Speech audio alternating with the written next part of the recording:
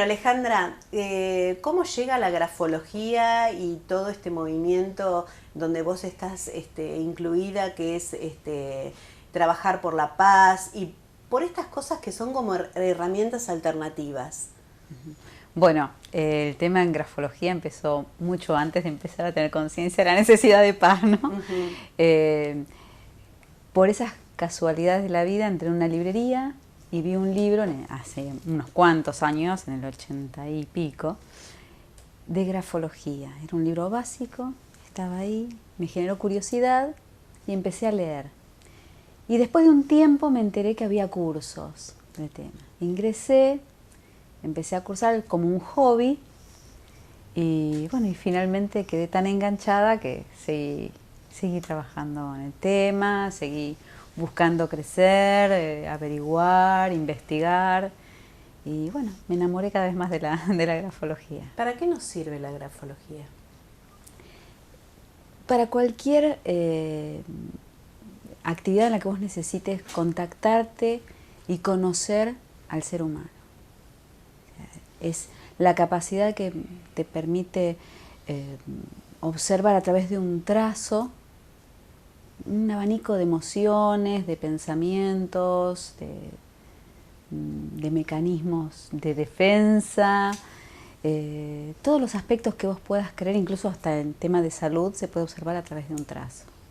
¿Va cambiando el trazo de acuerdo a las emociones? Sí, muchísimo. O sea que no tenemos la misma letra toda la vida. No, e incluso, por ejemplo, cuando pasamos de un estado emocional a otro, nuestra letra puede cambiar de tamaño. Cuando nosotros gritamos, levantamos la voz. El tamaño de la letra también crece, por ejemplo. Si estamos más inhibidos, puede llegar a achicarse, ¿sí? Es muy común ver en cartas, ahora no, ahora es todo mensajito de texto, mail y demás, pero bueno, cuando se escriben en los manuscritos, podemos encontrarlo, o en los diarios íntimos que había en cierto entonces, ahora es el blog, ¿viste? Pero hay gente que todavía sigue disfrutando de este placer de escribir, que después te voy a contar qué importante que es escribir a mano. Y ahí vemos ese abanico de emociones, cómo va quedando plasmado en las frases. Y entonces podemos ver qué trasfondo tiene. Por ejemplo, no es lo mismo escribir una palabra con determinada inclinación que con otra. Y a veces las emociones mueven nuestra mano de tal manera que queda como revelado el mensaje que hay detrás, ¿no? O sea, la escritura tiene un contenido expreso y uno latente. El expreso es lo que yo estoy escribiendo textualmente, y el latente es lo que yo estoy sintiendo, pensando sobre ese tema en realidad. Eso es eso. Es una herramienta, te escucho hablar y digo, es una herramienta fundamental. Si bien no es una herramienta nueva, ya la grafología se ha impuesto dentro de las herramientas que uno puede usar, porque se usa tanto en las investigaciones policiales, pero es una herramienta, digo, para el docente, para los padres, fundamental, ¿no es cierto? Sí, es fundamental, es fundamental. Fíjate que nosotros podemos llegar a saber cómo se siente un nene desde que hace un garabato, cuando toma un lápiz por primera vez a los 13 meses, aproximadamente. Desde ese momento podemos ver qué es lo que pasa, cómo va evolucionando ese dibujo, después cuando empieza a escribir, cómo va evolucionando la letra. Nos permite conocer, por ejemplo, cómo se siente incluso físicamente, ¿sí? Si está angustiado por algún tema en especial. Los tipos de trazos de los nenes más tímidos quedan, digamos, más contenidos en una zona del papel, ¿sí? Los nenes que son más expansivos van a hacer trazos más amplios. La utilización de colores, al principio, en las primeras etapas, no lo tienen tanto en cuenta, pero después los chicos empiezan a hacer sus dibujos con colores ya elegidos por alguna razón en especial. Y eso también amerita una interpretación. Aún si ese chico sufre violencia, lo expresa en sus dibujos, en sus trazos, ¿no? Absolutamente. Sí, hay mucho trabajo de investigación sobre el tema de maltrato infantil y sí, hay signos que son evidentes. Yo por eso creo que realmente tendría que ser materia obligatoria en la formación docente el tema de la grafología, para que el maestro pueda ver A través de mirar simplemente los cuadernos, los dibujos de los chicos, qué es lo que le está pasando. Y muchas veces los chicos no pueden expresar verbalmente, cuando son muy chiquitos, porque lo que les está sucediendo lo superan, no encuentran palabras o no las conocen todavía, en casos de abuso, por ejemplo. Y en otras, porque en realidad, fíjate que muchas veces hasta a los adultos nos cuesta expresar qué es lo que sentimos, ¿no? Entonces, imagínate un chico. Y si el maestro puede ver eso, lo puede detectar a través del dibujo, la escritura, daría un gran avance. Para un segundo, voy a hacer un cambio, que ni se muevan, que haga un cambio de un cable acá, que Bueno. me hace un ruidito el de ella. Bueno. ¿El mío hace ruido? El tuyo, me hizo un ruidito recién. ¿Hice un yo? No. Porque yo soy Tana, ¿vieron? Capriglione, Galicchio, me comprende. Son todas, yo también. A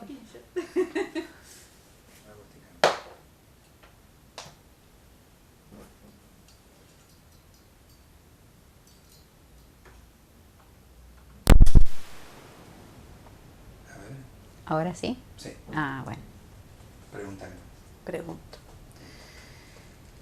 Decías esto de que no es, debería ser una materia obligatoria. ¿Por qué, si bien nosotros en este momento se está cuestionando el sistema educativo en todo el mundo, ¿no? Y se están empezando a incorporar algunas herramientas que en otro momento ni eran impensadas? ¿Por qué crees que no está valorizada la grafología como debería ser? Porque no se la conoce tanto y no se le ha permitido muchas veces manifestarse o darse a conocer. Nada más que es eso. O sea, la gente que está abierta realmente a escuchar un poco de qué se trata se sorprende y realmente lo va adoptando como herramienta incluso. Hay gente que...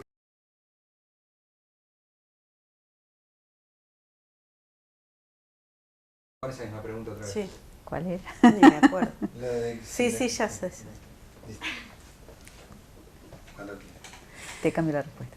Alejandra, si bien se está haciendo un replanteo de la educación en todo el mundo, porque este sistema como está impuesto sabemos que para estos chicos nuevos no es por ahí el adecuado, ¿no? Se está haciendo un replanteo y un cuestionamiento a lo que es la educación tal como está implementada. ¿Por qué no se ponen estas herramientas al alcance del docente? Esto que vos decías, que sea una materia obligatoria al formar a un docente. ¿Por qué la gente no accede a esta herramienta con más asiduidad, digamos, los padres, siendo tan importante? Yo creo que es por falta de conocimiento, en realidad. Cuando la gente llega a darse cuenta de lo que es la grafología y los alcances que tiene, realmente se maravilla y bueno, y ha logrado bastantes personas que después de conocerla quieren estudiarlo, quieren investigar sobre el tema. En una época se la consideraba dentro de las mancias. Claro. Entonces eso dio pie a que la gente pensaba que uno adivinaba a través de la escritura. Y no es así, esto es, o sea, tiene un rigor científico, hay estadísticas, se trabaja realmente incluso en el área de medicina, o sea, hay trabajos de investigación detrás que van más allá de la adivinación sin duda. Y hay una carrera que se puede hacer oficial ahora. Sí. Claro. A partir del año 96 se oficializó el título y en Capital Federal se está dando la carrera y bueno, a partir de ahí siempre digo que bueno, después de esos 3 años de formación recién uno empieza. ¿Has notado que profesionales como los psicólogos están incorporando esta herramienta? Muchísimo. Ajá. Sí. En realidad son los más interesados porque lo toman como una técnica proyectiva gráfica. Claro. Entonces realmente se sorprenden, les encanta y les complementa muchísimo el trabajo a ellos. Vos te referías a la escritura, ¿no? Y me preguntaba qué importancia tiene la escritura y en qué nos afecta el haber dejado de escribir a mano para usar la computadora. Bien. Se está investigando hoy en día muchísimo, hay interesantes trabajos realizados en Europa, y acá ya se está empezando a ver también, sobre los efectos que causa el dejar de lado la escritura a mano. Porque cuando nosotros escribimos, involucramos montones de áreas de nuestro cerebro. Pensamos que, bueno, que será la parte motriz solamente, pero para escribir una letra, yo la tengo que ver reconocido visualmente, o sea, el área de lo visual. La tengo que recordar, ¿sí? Todo lo que tenga que ver con memoria, ¿sí? Está involucrado. Tengo que saber coordinar, digamos, el movimiento y tener noción de espacio para poder volcarlo en un papel. Al mismo tiempo, depende de qué contenido esté escribiendo, el factor emocional está también involucrado. O sea, nuestro cerebro trabaja por completo, casi diríamos, cuando estamos escribiendo. Sin embargo, cuando nosotros tecleamos, ¿sí? Yo ya se hice en su momento dactilografía, y la A era con el meñique, ¿sí? La A ya está. Pero una cosa es hacer este movimiento, ¿sí? En el que recuerdo dónde está y listo. Y otra cosa es tomar el lápiz, hacer este movimiento, recordar cómo se trazaba. O sea, hay muchas más conexiones neuronales hechas cuando escribimos a mano que cuando escribimos con un teclado. Y eso creo que dentro de unos años vamos a empezar a ver los resultados. Pensaba en esto y pensaba de qué manera, fuera de lo que es la tecnología y este mundo que nos está avasallando con todo lo tecnológico, porque nos toca vivir en un siglo fundamentalmente tecnológico, de qué manera nosotros en lo particular podemos seguir accediendo a estas cosas. O sea, al tomar conciencia de esto que vos decís, que la escritura es beneficiosa, incorporarle a nuestros hijos el hábito de escribir de vez en cuando, sí. El hábito de comunicarnos con algún amigo, con alguna persona que queremos a través de la escritura, ¿no? No dejarlo de lado, o sea, no subirnos al caballo de la moda y dejar de lado todas estas cosas. Sí, yo creo que estoy de acuerdo con vos. Está muy buena la tecnología, obviamente. Yo la uso, sí, y está muy bueno esto de escribir, de tener ese contacto con la lapicera, con el lápiz, con el papel. Es otra cosa, es absolutamente otra cosa, y realmente en lo personal, por ejemplo, y varias personas me han dicho lo mismo, se nota un cambio en la letra cuando uno empieza a escribir muchísimo más seguido en computadora que a mano. Porque como vas tomando otra velocidad con el teclado, después pensás que con el papel y el lápiz vas a hacer lo mismo. Y la letra tiene otro ritmo. Claro. ¿Sí? También lo que se ve es que como, o sea, esto en personas ya de nuestra edad, así 25, 26, claro. Bueno, que ya tuvimos mucha época de escritura a mano, y esto nos tocó hace pocos años. Pero los chicos que están escribiendo muchísimo en computadora están teniendo una letra mucho más inmadura muchas veces. Eso se ve. Claro. La falta de uso, ¿sí? Se va notando también. Alejandra, vos te referías a la escritura. A grandes rasgos, cuando vos ves una escritura, ¿no? ¿Hay algunas características que te pueden hacer determinar la personalidad de esa persona? Por ejemplo, una letra redondeada a una letra con mucho gancho o muy angulosa. ¿Ya nos determina de por sí la personalidad de alguien? No. Yo tengo que tener en cuenta toda una suma de trazos. Por eso decimos que la grafología es una ciencia y es un arte. Claro, ¿no? Porque a veces la gente, porque va a un taller, después dice, ay, vos escribís para abajo, estás deprimido. Claro. O sea, estos diagnósticos rápidos que nos hacen confundir un poco. Sí. Y que son los que también le han quitado la seriedad a la grafología. Yo puedo escribir con un renglón que desciende por distintas maneras, por distintos motivos. Puede ser que sí, que esté en un momento de depresión, o puede ser que esté atravesando una enfermedad física y mi fuerza física no responda, no esté a la altura de poder mantener esa horizontalidad en la línea. O sea, puede haber montones de factores O sea, no podemos largarnos a diagnosticar sin saber todos estos elementos. Claro, y la combinación de esos elementos es la que va a dar una determinada característica. O sea, hay cosas que las podemos decir, digamos, de manera general, Claro. pero cuando vemos el conjunto del escrito es otra cosa, ¿sí? Ay, si yo hago la letra de tal manera, ¿qué significa? Depende. ¿Sí?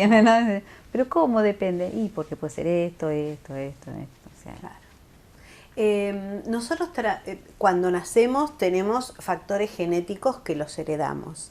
También tenemos algunas cosas que incorporamos en la niñez que nos va imprimiendo ciertas cosas como la crianza, quienes nos tocó como familia o qué maestros nos tocaron.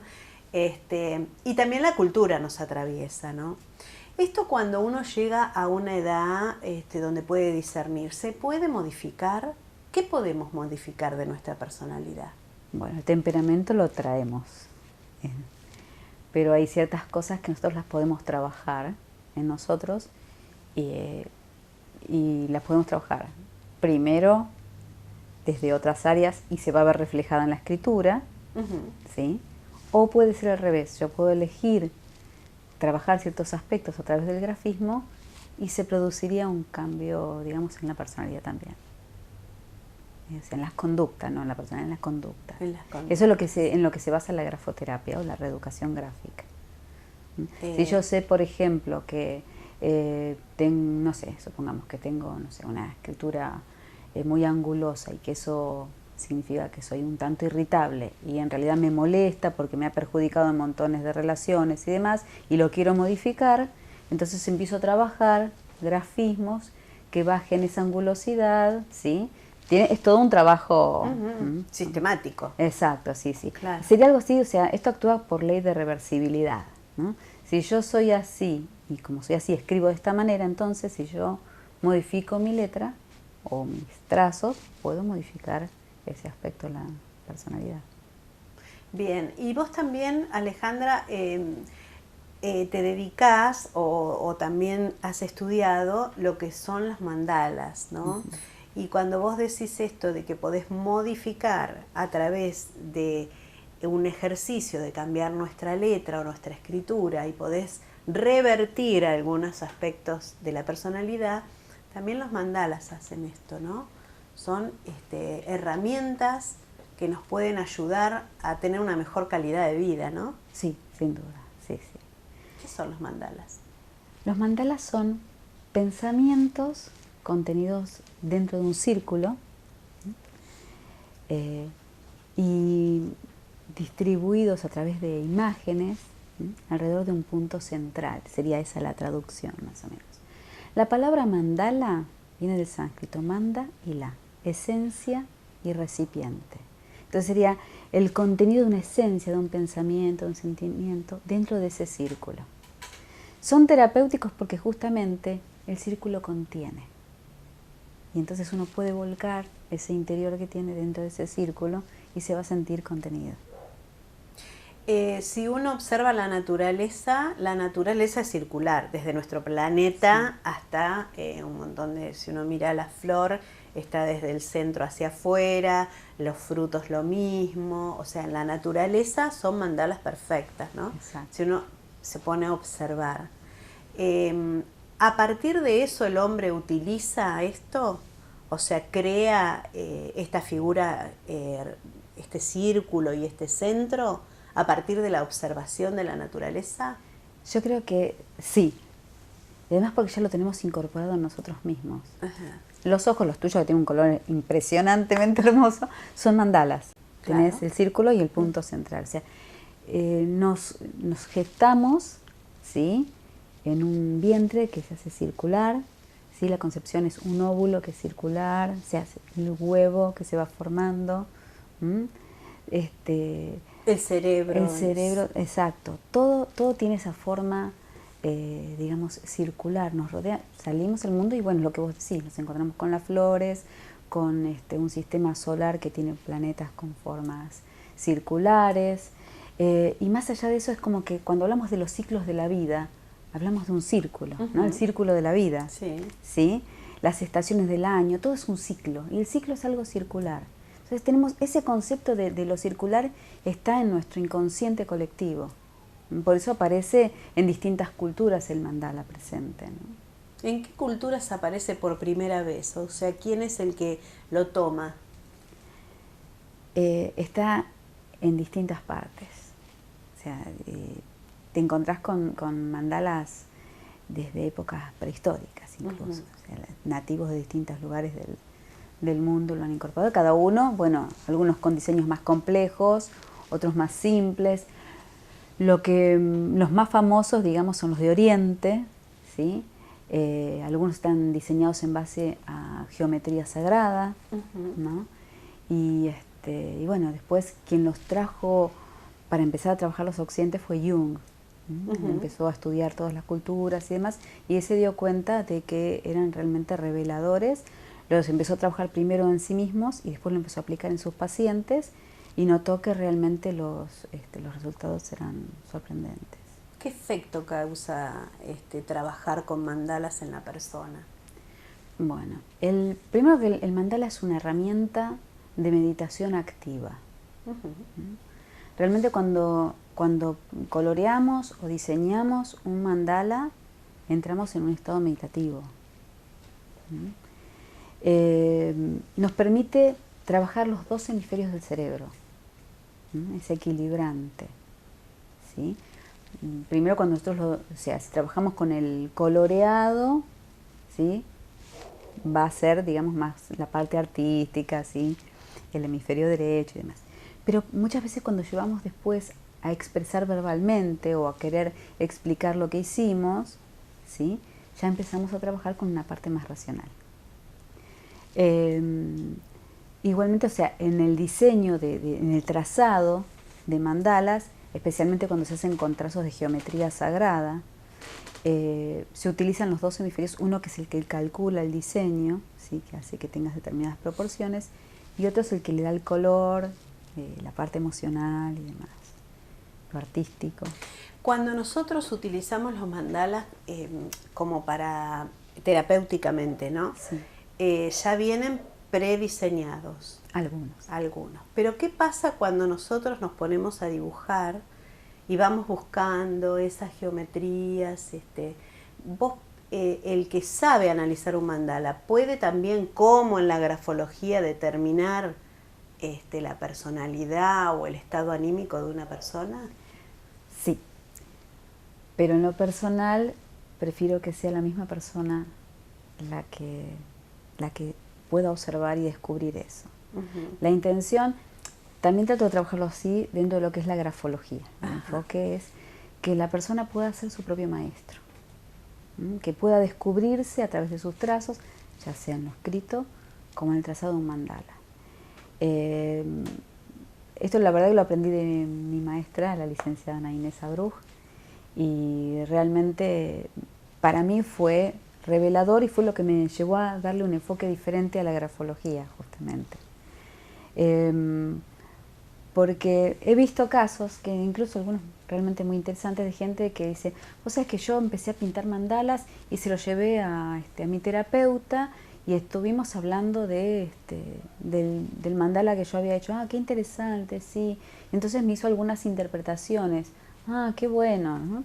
Entonces me dice, sí, y a mí me llama la atención porque, por ejemplo, repetía muchísimo el número, no sé, 7. Me aparecía mucho el 7, por ejemplo, hacía flores de 7 pétalos, o no sé, 7 hojitas, los creaba y le aparecía mucho ese número. Ah, bueno, sí. Y entonces mi terapeuta me dijo que el 7 simbolizaba, hizo toda la interpretación del 7. Qué interesante. Y seguimos la charla, después me dice, bueno, porque hace 7 meses que, no sé, falleció mi marido, o que mi hijo se fue a vivir solo, o que cualquier situación que en realidad le resultara traumática o fuerte vivencialmente. Entonces aparecía, o 7 años, ¿sí? Entonces, a veces el terapeuta o la persona que interpreta el mandala puede hacerlo, puede dar una orientación, pero la verdadera razón por la cual un mandala tiene esas características, la sabe la persona que la hizo. Y la idea es que lo pueda ver, lo pueda descubrir. ¿Y cómo llevarías a esa persona a la interpretación? Porque a veces, y lo hablo desde lo personal, por ahí un caso, ¿no? Uno lo hace desde el instinto. Esa es la idea. Bien. ¿Qué preguntas vos harías para que esa persona pueda comenzar a interpretar lo que hizo?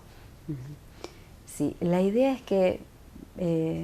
¿O cómo llevarías a esa persona a interpretar? Sí, hay toda una guía de trabajo Claro. que es muy interesante, porque nosotros nos manejamos con dos tipos de contenidos. Uno es el arquetípico, ¿sí? Y otro es el personal, ¿sí? Supongamos que, por ejemplo, la persona pinta un mandala con mucho negro, por dar un ejemplo, ¿no? Entonces, ¿con qué asociamos el color negro? Por ejemplo, La tristeza, la muerte, yo al menos. Bien, bárbaro. El vacío. Bien. En términos generales, ¿sí? Esa es la asociación que se hace arquetípicamente. También el negro, ¿sí? Es la oscuridad de la noche y es el antes de la creación, es la nada antes de la creación.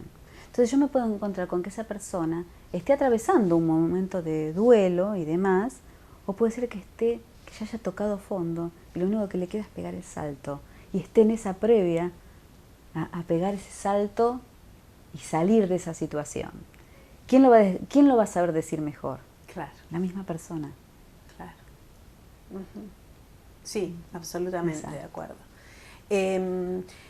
A veces cuando hablamos de estas cosas como mandalas, yo digo que son herramientas alternativas para calidad de vida, ¿no? Sí. Así las llamo yo a todas estas herramientas.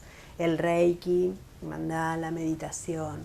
A veces nos encontramos con la oposición férrea de las religiones tradicionales. ¿Qué opinión tenés al respecto? Con referencia al tema de mandalas. Sí, de mandalas y de alternativas, ¿no? Sí. Porque en realidad nada de esto nos puede dañar, sino ayudar a poder vivir mejor, ¿no? Es que en realidad no sé por qué alguna religión tendría que estar en contra de un mandala si en las representaciones que aparecen en las distintas religiones los mandalas están presentes. O sea, si yo voy a una iglesia, los rosetones de las catedrales son mandalas. Lo mismo, bueno, para cualquier otra religión, si uno ve, o sea, los templos, incluso la cultura árabe, están muy presentes los mandalas, tienen unos diseños preciosísimos. O sea, no le encuentro que haya en realidad una contradicción, está en todas las culturas. Así que creo que si pasa por la falta de conocimiento, claro. Que la gente cree que esto es una mancia, una adivinación y nada más lejos, ¿no? Esto cuando vos decías que es una meditación activa, ¿no? A veces el hecho de pensar en meditación nos hace pensar en estar en silencio, en dejar la mente en blanco, pero la meditación activa, ¿de qué manera nos favorece a lo que es, digamos, nuestro espíritu o nuestra psique, ¿no? Creo que un poco está esta idea de poner la mente en blanco. Yo todavía no pude. No, yo tampoco, por eso. Pero sí lo que puedo es estar presente. Bien. La idea es esa, ¿no? Estar presente aquí y ahora. En la meditación es eso, en realidad. Cuando yo medito y simplemente estoy consciente de cómo el aire entra y sale de mi cuerpo y nada más, me concentro en eso, no es la mente en blanco. Es la mente pensando, consciente de mi respiración. Cuando yo realizo un mandala, es impresionante cómo la atención se vuelve plena en lo que estoy realizando. Se generan climas de armonía, de silencio, la mente se calma, las emociones se calman. Incluso, por ejemplo, en muchas escuelas se está adoptando el utilizar mandalas. Se sugiere siempre que tengan un rinconcito de mandalas. Entonces, ¿viste cuando los chicos terminaron la prueba primero o están más inquietos, lo que sea? Ah, bueno, terminé, profe, bueno, bárbaro, o terminé seño, ¿no? Bárbara anda al rinconcito de mandalas, elige un mandala, se lo pone en el escritorio, lo pinta y entonces no interrumpe el resto que sigue con una prueba, por ejemplo, con una tarea, por darte un ejemplo, ¿no? También se puede utilizar, porque a veces siempre pensamos en los chicos y en los jóvenes, ¿no? Pero también es una herramienta que puede favorecer en la ancianidad, ¿no? Esto de poder conectarse, a veces las personas adultas mayores les cuesta esto de estar presente, de vivir el presente, dada la circunstancia en la vida, ¿no? Con gente de edad avanzada. Esto también es una herramienta que puede favorecer a estar en el momento aquí, ¿no? Sí, sí. Hay un libro muy interesante, Terapia con Mandalas, de Rudiger Dahlke, donde él cuenta una anécdota de una médica que estaba trabajando, haciendo una investigación, creo, no me acuerdo mucho el detalle, en un hogar de ancianos y decidió probar, muchos tenían algunas dificultades a nivel psíquico también, y decidió probar darles a colorear mandalas. La situación generalmente es que la gente mayor está más aislada, no se comunican mucho entre ellos, incluso a veces, sí, dependiendo de la dolencia que tenga cada uno, queda más aislado. Entonces empezó a probar con darles a colorear mandalas. Empezó una, se sumó otro, y en un momento se generó todo un clima, pasado el tiempo, donde las señoras pintaban en grupo, uno le pasaba el colorcito al otro, o sea, se va generando todo un clima de armonía. Empezaron a llenar las paredes del lugar con los mandalas, entonces cuando lo venían a visitar los familiares, decía, esto lo hice yo, mira qué bueno, o sea, empezó a generar el diálogo, a hacerlos conversar más, ¿sí? Empezó a mejorar muchísimo la calidad de vida de estas personas y la medicación psiquiátrica ya no estaba siendo tan necesaria o se bajaban las dosis. Se cortó la investigación, obviamente, porque detrás de todo eso hay una serie de intereses. Totalmente. Pero bueno, era muy interesante conocerlo. Y en lo personal, o sea, más allá de si fueran personas mayores y demás, he tenido casos de personas que me contaron anécdotas maravillosas en medio de las cursadas de los talleres, ¿no? Bueno, el tiempo era un mes de duración del taller todas las semanas, con los principios básicos de mandalas. Y en el último encuentro, una señora me contó que ella estaba con un tratamiento con antidepresivos y demás, y que cuando se angustiaba tomaba una medicación, ¿no? Entonces dijo, bueno, voy a probar a ver si es cierto esto que dicen. Entonces dice, yo estaba muy angustiada, estaba sola en mi casa y dije, ¿qué hago? ¿Tomo la pastilla o pinto un mandala? Bueno, pinto un mandala, si no funciona, me tomo la pastilla. Y pinté el mandala. Y no necesito la pastilla. Entonces, que me lo hayan contado en vivo y en directo a alguien que le pasó, para mí fue riquísimo. Seguramente. Hay algunos mandalas que ya están diseñados. ¿Cada diseño tiene una finalidad? A la hora, hay gente que no tiene plasticidad para dibujar o para crear. Entonces dice, compro los libros donde vienen los mandalas. Cada mandala tiene una finalidad. ¿Yo cómo hago para elegir aquello que me va a hacer bien a mí? Bien. Hay algunos mandalas que están hechos en base a diseños que tienen un sentido en sí. Y otros no necesariamente. La elección del mandala siempre tiene que ver con lo que yo necesito en determinado momento. Intuitivamente yo voy a elegir ese mandala por el cual yo me siento más atraído de una manera en especial. Y es sorprendente, eso se ve muchísimo en los talleres, cómo cada uno elige el que tenía que elegir en ese momento.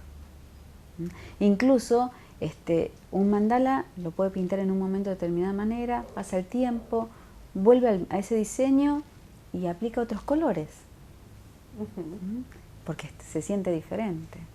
¿Qué pasa con aquella persona que no sabe lo que es un mandala, toma uno y no lo pinta simétricamente? ¿Qué nos quiere decir eso? ¿Vos decís pintar de colorearlo o de diseñarlo? No, de colorearlo. Hablamos de lo básico. Claro, sí, colorearlo. Por ejemplo, si es que pintan un lado y después salta Sí. otro, que no sigue un... Que no siga un ritmo. Bien, eso tiene que ver también por cómo está funcionando nuestro interior, ¿no? El movimiento en el mandala, digamos, en lo que es el coloreado, tiene un sentido, ¿no? Del centro hacia afuera tiene que ver con la salida al exterior, ¿sí? Un movimiento de extroversión. Y si se pinta de afuera hacia adentro, un movimiento de introversión. Incluso eso se puede hacer para generar ciertos efectos terapéuticamente. Pero muchas veces lo que pasa es que nuestra mente está a los saltos. Entonces, de la misma manera se ve reflejado que voy al centro, voy afuera, vuelvo al medio, fui arriba, abajo, ¿sí? De la misma manera que lo hace la mente, lo llevamos al coloreado. Interesantísimo para observar, ¿no? Sí, para observar mandalas que se hayan pintado. Pero también yo digo esto de aprender a observar la naturaleza, ¿no? Que nos puede ser beneficioso también. ¿Cuántas veces pasamos por al lado de una flor o de una fruta y no nos detenemos? Y ahí me viene esto que decías vos, estar en el presente. Sí. Nos está pasando en esta época que decimos el tiempo pasa volando, y creo que tiene que ver con esto, ¿no? Con no estar en el presente. Porque si yo corto una naranja y la miro y me pongo a observarla, estoy en el presente. Sí. Pero si la corto, la exprimo y tiré la cáscara, es como que se me pasó el tiempo volando y ni siquiera me di cuenta que comí una naranja. Sí. ¿Tiene que ver esto de poder situarnos en el presente con mejorar la calidad de vida? Totalmente, totalmente. Sí, sí. Bien. Como grafóloga, como persona que está involucrada en todas las que son estas herramientas que nos benefician, ¿qué nos dirías para mejorar esto, nuestro tiempo? ¿No? Porque la gente hoy está preocupada por esto de que el tiempo vuela. Sí. Dice, los días son más cortos, no tengo tiempo para nada. Antes se visitaba a una persona, íbamos a tomar mate, ahora no, ya no lo hacemos porque no tenemos tiempo. Apenas llamamos por teléfono, nos mandamos un mensajito y a veces ni tiempo de eso. ¿De qué manera podemos recuperar nuestro tiempo? Ese ritmo es un ritmo que nos pasa a todos. Poder tomarnos una pausa y decidir, bueno, colorear o diseñar un mandala, aunque si lo empiezo no lo termine en el día, porque no tengo todo el tiempo, ¿sí? Poder hacerlo esos 5 minutos, que sean 5 minutos plenos, ya nos ayuda muchísimo. Después lo sigo otros 5 minutos plenos, ¿sí? Hay muchísimas herramientas así al alcance hoy en día como para poder, aunque sea colorear un mandala. Hay agendas de mandalas, ¿sí? En la red de mandalas hay una agenda hermosísima, por ejemplo, que yo la uso, ¿sí? Y bueno, aunque no estoy al día con el coloreado, cuando tengo un rato coloreo y son chiquititos, entonces uno más o menos en un tiempo breve, qué sé yo, estoy esperando a veces en algún lugar, en un médico o en algún turno de lo que sea, y bueno, y me llevo los lapicitos en la cartera y aprovecho para despejarme. Y te baja también la ansiedad, sí. absolutamente, y si estoy desespera, ¿no? Claro, y si estoy esperando no me doy cuenta que se pasó el tiempo. Claro. Entonces poner en uso todas estas herramientas. Sí. No tenerles miedo, ¿no? A lo nuevo, a conocer, a investigar. Sí. Hoy hay mucha información hablando de la tecnología al alcance de la mano, ¿no? No podemos decir que desconocemos. Tenemos que animarnos a adentrarnos a eso, ¿no? Exacto. Al principio los niños no tienen ningún inconveniente. Enseguida dibujan. Pero los adultos es como que estamos con, hoy no, dibujar no, los coloreo.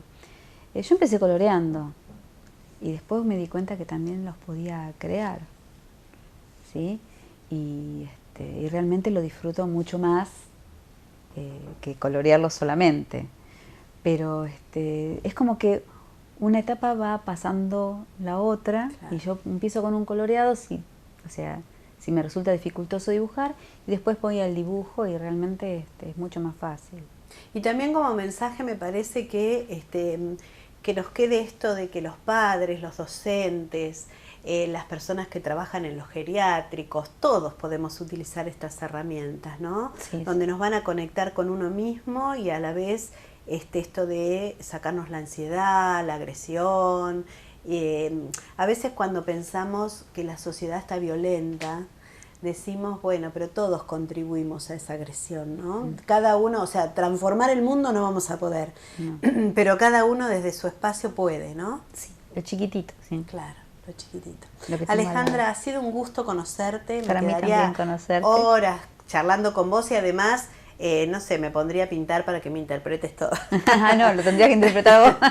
Pero realmente creo que estás abriendo una puerta muy grande a los televidentes para que investiguen, para que se animen, Sí, que se para animen. que no se queden con lo estructurado de lo conocido, ¿no? Sí, que sí. estas herramientas son sanadoras, básicamente. Sí, que incluso en internet ponen mandalas para pintar, mandalas para colorear y aparecen cualquier cantidad. Si no se animan a dibujarlos, los bajan, los imprimen y los colorean, se los dan a los nenes. Hay diseños para niños, para adultos, o sea, si quieren comenzar y tienen un poco de temor por el dibujo y demás, que empiecen con el coloreado y de a poco uno se va animando y se van a dar cuenta que no es lo mismo colorear un dibujo cualquiera que colorear un mandala, porque la misma estructura Claro. del mandala lleva a una centración.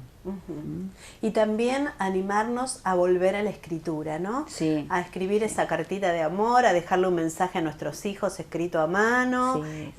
A poder complementar esta tecnología que nos está ayudando en tantas cosas, también con aquellas cosas que teníamos que nos gratificaban y nos Seguro. hacían tanto bien, ¿no? Sí, sí. Así que bueno, creo que has dejado puertas muy abiertas para que nuestros televidentes sigan investigando y sigan empezando a transcurrir algunos caminos que ya están bastante avanzados, Sí, pero sí, por sí. ahí hay gente que todavía no se anima. Bueno, que así sea. Así que muchísimas gracias. Bueno, a vos.